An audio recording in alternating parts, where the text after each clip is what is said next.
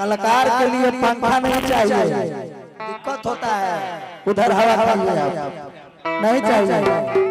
जनता मेरा हवा खाएगा। हाँ जी, हेलो पब्लिक मेरा हवा।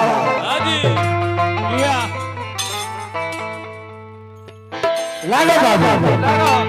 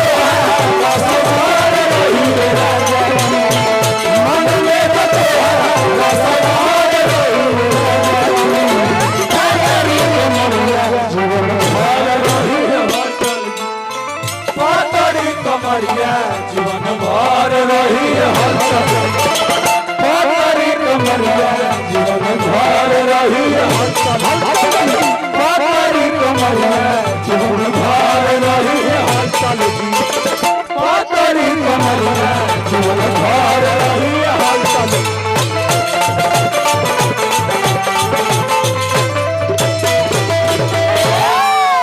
पतरी कमरिया जिंदगी भर रही है हलचल। आज तो चेंज हो गया। इतना सुंदर महफिल बा। हाँ, हाई पोका दास कहतर के गुड्डू जी के बेटा बोलता टेंगे टेंगे। हाँ, आ समरका के बेटा बोलता कि पापा हमारा बेंगे बेंगे।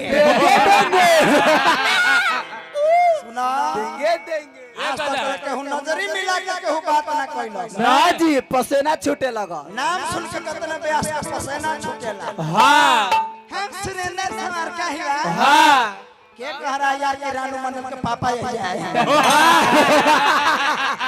लगला बने रोलिंग मारो